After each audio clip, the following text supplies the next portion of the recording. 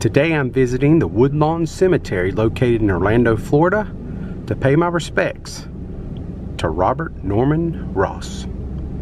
Many of you may know him as Bob Ross. Good afternoon, friends. Welcome back to the channel. Hitchhiking Yeti here. And today is a special day. I'm gonna actually go and kind of pay my respects to Bob Ross. I used to watch his television show growing up, especially when I was a teenager, and I could never stop watching once I started because I always had to finish watching his paintings. And I want to tell you a little bit about his history today as we search for his grave. I'm really not sure where it is. I know the vicinity, but as I walk in search, we're going to talk about Bob and might even tell you a few things you didn't know about him. He actually had a whole nother career before he started painting on his TV show. He was actually a military man. So let's get walking and track down his gravesite. All right, so let's talk about Bob a little bit. Little did I know until I started researching Bob, he was actually born in Daytona Beach, Florida. He's a native Floridian. And his mom and dad was Jack and Ole Ross, a carpenter and a waitress, respectively.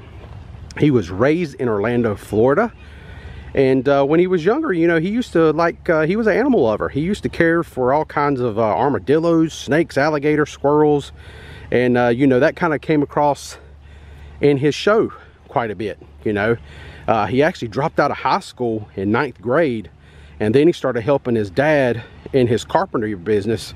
And he actually lost his left index finger, which did not affect his ability to later on hold a palette while he was painting on his show.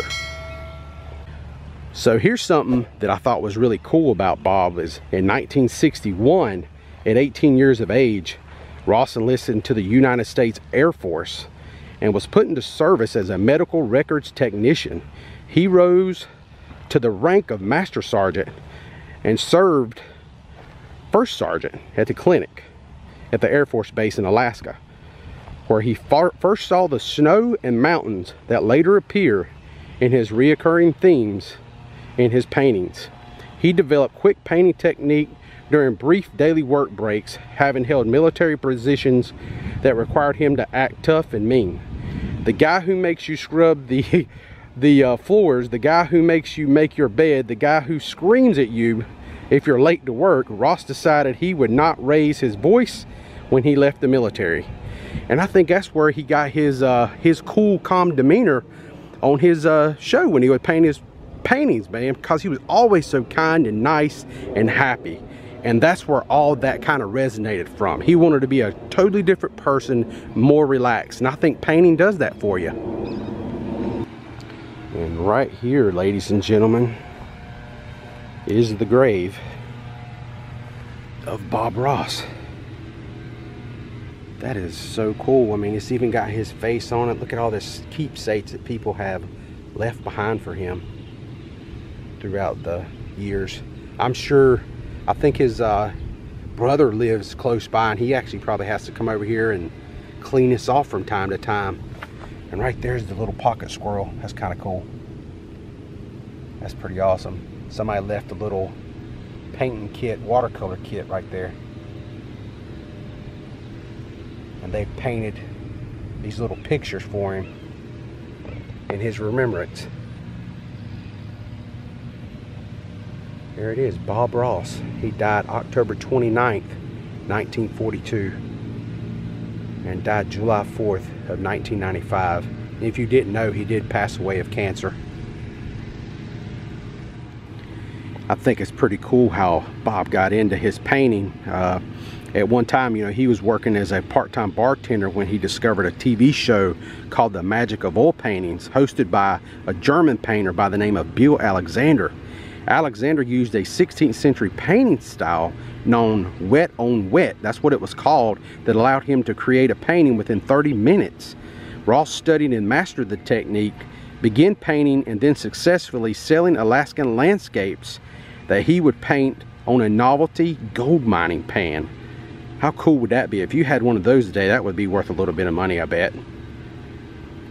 Eventually, Ross's income sales surpassed his military salary. He retired from the Air Force in 1981 as a Master Sergeant. So once Ross retired from the military, he moved back to Florida and he studied painting with Alexander and joined his Alexander Magic Art Supplies company and became kind of a traveling salesman and tutor. Then he met up with a lady by the name of Annette Kowalski, I think that's her name, who had attended one of his sessions in Clearwater, Florida, and she convinced Ross he could succeed on his own. So Ross and his wife and Annette pooled their savings to create a company which struggled at first. Ross was noted for his permed hair, which he ultimately disliked, but kept it after he had integrated it into the company logo. The origins of the TV show The Joy of Painting are unclear. It was filmed at the studio at a PBS station in Indiana. The show ran from January 11th, 1983, all the way to May 17th, 1994, just roughly about a short year before he died, or a little over. So sad, because even he was diagnosed earlier in his life. I think maybe 1993 was when he was diagnosed, and he continued doing the TV shows while he was still sick, taking treatment. But finally he had to walk away just because he got too weak and too frail to continue on. I don't know about you guys, but I used to watch The Joy of Painting after I got out of school, especially in my teenage years. I would come home and I would watch that show in the evening, and it was one of those shows that I never looked to watch, but when I found it, it's like I couldn't stop watching it. I always had to watch him from beginning to end, and his demeanor and how he spoke so softly, and he was such a gentle soul on television. He wasn't the sergeant that he was in the military. He was such a gentle, like very gentle and kind soul. I always had to finish out watching him all the way to the end. And he always made these beautiful mountainous landscapes. And I remember my mother telling me, like, that's so not what I thought you would be into watching, you know, because I was more of a beach person. And I don't ever really remember Bob painting any kind of beach or Caribbean pictures. You know, it was always mountains and brooks and streams, a lake, you know, with just beautiful trees.